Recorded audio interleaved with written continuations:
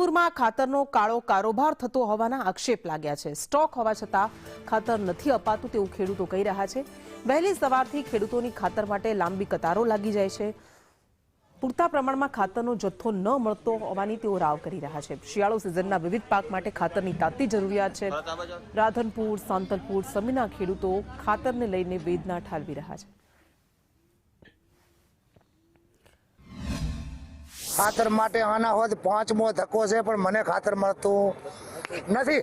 અને મારો કહેવાનો પ્રશ્ન એક બીજો છે કે અમારી ઠાકોર સમાજને જ ખાતર ના મળે, પછી આગેવાનો આવે છે અમારી સમાજ એકતા થયો પેલું ખાતરનું નથી કરી એકતા, છતાં પૈસા દેતા જો ખાતર ના મળતું હોય તો અમારે પછી શું કરવાનું? હાલમાં ગાડીઓમાં પહોંચ પડી છે, આ ભાઈ બધા જોઈને આવ્યા છે કે ના ભાઈ ના પણ અમે તો પાદરાને પહોંચાઈ 60 કિલોમીટરથી અહીંયા અમે રાધનપુર આવ્યા છીએ।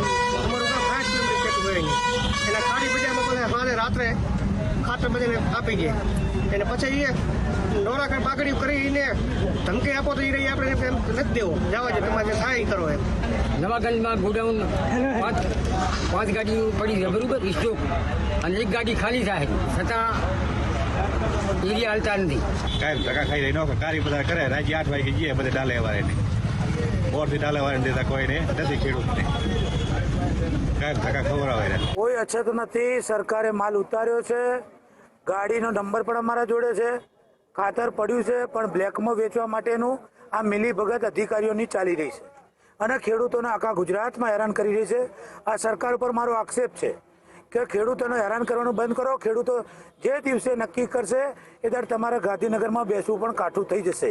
એટલે ખેડૂતોને ખાતર આપો, અને આવું કરવામાં આવશે તો દુકાનો તોડીને પણ ખેડૂતો કાલે ખાતર લઈ લે, પછી કહેતા નહીં કોંગ્રેસ ખેડૂતો સાથે છે ને રહેવાની છે।